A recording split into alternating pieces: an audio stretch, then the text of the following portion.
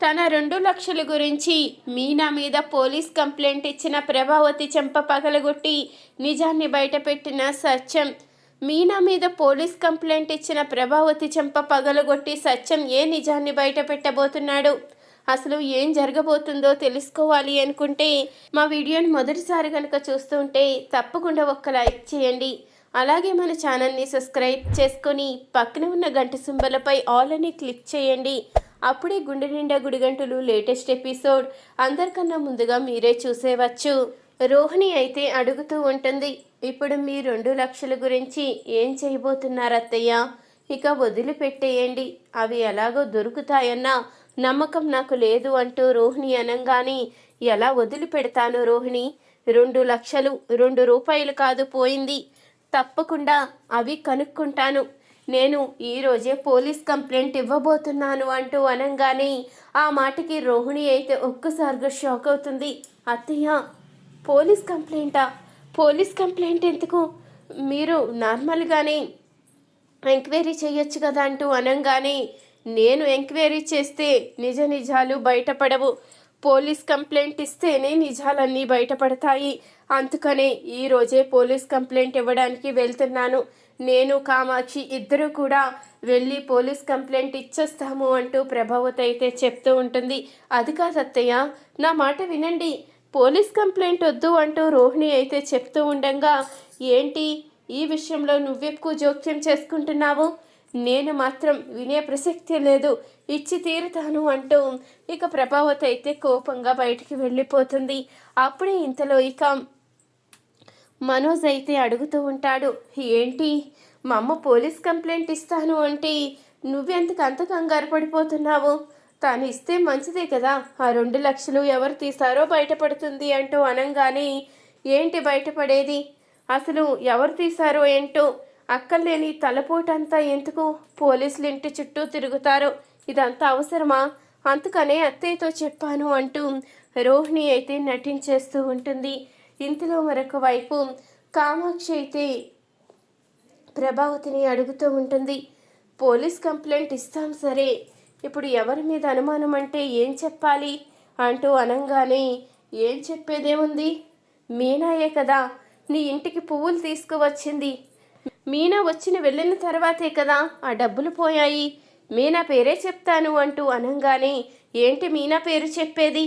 మీనా డబ్బులు తీస్తుందని నేనైతే నమ్మను, నేనైతే మీనా మీద కంప్లైంట్ ఇవ్వను అంటూ ఇక చెప్తూ ఉంటుంది కామాక్షి. అవసరంలే, నువ్వు నాతో రావలసిన అవసరం లేదు. అక్కడ మళ్ళీ నువ్వు ఇన్స్పెక్టర్ దగ్గర నోటికొచ్చినట్టు మాట్లాడతావు. మీనా చాలా మంచిది, నోట్లో వేలు పెట్టినా కొరకలేదు అన్నట్టు చెప్తావు. నేను ఒక్కదాన్నే వెళ్ళి పోలీస్ కంప్లైంట్ ఇస్తాను, నువ్వు రావద్దు అంటూ ఇక ప్రభావతి అయితే కామాక్షి చెప్పిన వినిపించుకోకుండా పోలీస్ స్టేషన్కి అయితే వెళ్తుంది. ఇక తను డబ్బులు పోయాయని, ఆ డబ్బులు పోవడానికి కారణం మీనా అని మీనా మీద అయితే కంప్లైంట్ ఇస్తుంది. అప్పుడే ఇక పోలీస్ ఇన్స్పెక్టర్ అయితే మీనాను పోలీస్ స్టేషన్కి అయితే పిలిపిస్తాడు. అప్పుడే అడుగుతూ ఉంటాడు, ఏంటమ్మా మీ అత్తగారు డబ్బులే దొంగలించావంట కదా, ఆ డబ్బులు ఎక్కడ పెట్టావు? అవి తీసుకొచ్చి ఇచ్చేయి, లేకపోతే నిన్ను అరెస్టు చేయవలసి వస్తుంది అంటూ ఇక పోలీస్ ఇన్స్పెక్టర్ అనంగానే, అదేంటి సార్, ఆవిడ ఏదో అనుమానంతో పోలీస్ కంప్లైంట్ ఇచ్చినంత మాత్రాన నిజ నిజాలు తెలుసుకోకుండా మీరు నన్ను ఎలా అరెస్టు చేస్తారు? నేనే తప్పు చేశానని అసలు నిర్ధారణ అవ్వకుండానే మీరు నన్ను అరెస్టు చేస్తానని ఎలా చెప్తారు? ఆ డబ్బులకి నాకు ఎలాంటి సంబంధం లేదు.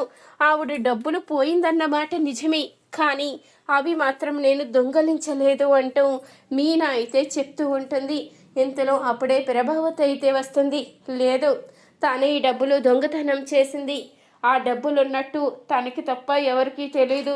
అయినా ఆ రోజు ఆ ఇంటికి పువ్వులు తీసుకువచ్చి తానే అక్కడిచ్చింది, తాను వెళ్ళిన తర్వాతే అక్కడున్న డబ్బులు మాయమైపోయాయి అంటూ ప్రభావతి అయితే చెప్తూ ఉండగా, సార్, నేను అందరి ఇంటికి పువ్వులు వేస్తూ ఉంటాను, ఆ విధంగానే కామాక్షి పిన్ని గారింటికి కూడా పువ్వులు తీసుకువెళ్ళాను, అంతే తప్ప నేను డబ్బులు దొంగలించడానికి వెళ్ళలేదు సార్, నన్ను నమ్మండి అంటూ ఇక మీనా అయితే చెప్తూ ఉంటుంది. ఇంతలో కామాక్షి అయితే సత్యం దగ్గరికి వెళ్ళి, అన్నయ్య చాలా ఘోరం జరిగిపోతుంది అన్నయ్య, ప్రభావతి వెళ్ళి పోలీస్ కంప్లైంట్ ఇచ్చింది మీనా మీద. పోలీస్ ఇన్స్పెక్టర్ మీనాని పిలిపించి ఎంక్వైరీ చేస్తున్నారు. తను ఏ తప్పు చేయలేదని ఎంత చెప్పినా ప్రభావతి అక్కడ వినిపించుకోకుండా మీనాయే దొంగతనం చేసిందంటూ అక్కడ వాదిస్తుందన్నయ్య. నాకు తెలిసి దొంగతనం చేసింది మీనా కాదు, రోహిణి అని అనిపిస్తుంది. ఎందుకంటే మీనా కన్నా ముందు రోజే నా దగ్గరికి రోహిణి వచ్చింది. అప్పుడే ఆ డబ్బుల కోసం ఎంక్వైరీ చేసింది. నేను కూడా మన మనిషే కదా అని డబ్బుల గురించి చెప్పానన్నయ్య. ఆ డబ్బులు తర్వాత ఎవరు మాయం చేశారో నాకు తెలియదు.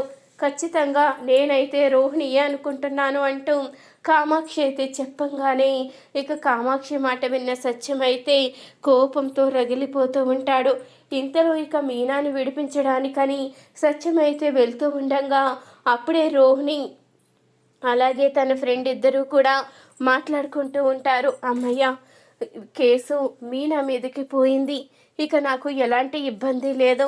మా అత్తగారు మీనా మీద కంప్లైంట్ ఇచ్చింది. ఇక మీనాని అనుమానించి అరెస్ట్ చేస్తారు అంటూ ఇక రోహిణి అయితే చెప్తూ ఉంటుంది. నువ్వు దొంగతనం చేసి నింద తన మీద వేస్తే ఎలాగే, ఏదో రకంగా తనని విడిపించాలి కదా అంటూ ఇక రోహిణి ఫ్రెండ్ అంటూ ఉండగా, లేదు, నేను 2 లక్షలు తీసిన మాట నిజమే, కానీ ఇప్పుడు ఏ విషయం చెప్పి మీనాని విడిపించాలి? నేను గనక వెళ్తే అటు తిరిగి ఇటు తిరిగి నా మెడకే చుట్టుకుంటుంది. నేను దొంగతనం చేశానని బయటపడితే మా అత్తగారు నన్ను బయటికి గెంటేస్తుంది అంటూ రోహిణి అయితే మాట్లాడుతూ ఉండగా ఆ మాటలు విన్న సత్యం అయితే ఒక్కసారిగా షాక్ అవుతాడు. ఇక వెంటనే పోలీస్ స్టేషన్కి అయితే వెళ్ళి అప్పుడు ఇక ప్రభావతిని అయితే నిలదీస్తూ ఉంటాడు. మీనా మీద కంప్లైంట్ ఎందుకు ఇచ్చావంటూ అడుగుతూ ఉండగా నా డబ్బులు దొంగతనం చేసింది కాబట్టి కంప్లైంట్ ఇచ్చాను అంటూ ప్రభావతి అయితే అంటూ ఉంటుంది. అప్పుడే ఇక ప్రభావతి చెంప అయితే పగలగొట్టి నీ డబ్బులు దొంగతనం చేసింది మీనా కాదు, రోహిణి. కావాలంటే నా దగ్గరున్న వీడియో చూడు అంటూ ఇక రోహిణి తన ఫ్రెండు మాట్లాడుకునే మాటలు అయితే ఇక ప్రభావతికి అయితే వినిపిస్తాడు. ఆ మాటలు విన్న ప్రభావతి అయితే ఒక్కసారిగా షాక్ అవుతుంది. ఏంటి ఇదంతా చేసింది రోహిణియా? నేను నిజం తెలుసుకోకుండా తప్పు చేశానా అంటూ ప్రభావతి అయితే ఒక్కసారిగా షాక్ అవుతుంది. అప్పుడిక ప్రభావతి అయితే మీనా మీద పెట్టిన కేసు అయితే వాపస్ తీసుకుని మీనాకి క్షమాపణ అయితే చెప్తుంది. ఇక రోహిణి మీద కోపంతో రగిలిపోతూ ఉంటుంది ప్రభావతి. నా డబ్బులే దొంగలించి నన్నే మోసం చేస్తుందా, దాని సంగతి చెప్తాను అంటూ ప్రభావతి అయితే ఇక కోపంగా రోహిణి దగ్గరికి అయితే వెళ్తుంది. ఈ వీడియో గనుక నచ్చితే తప్పకుండా ఒక లైక్ చేయండి. అలాగే మన ఛానల్ని సబ్స్క్రైబ్ చేసుకుని పక్కనే ఉన్న గంట సింబలపై ఆల్ అని క్లిక్ చేయండి. అప్పుడే గుండె నిండా గుడి గంటలు లేటెస్ట్ ఎపిసోడ్ అందరికన్నా ముందుగా మీరే చూసేవచ్చు.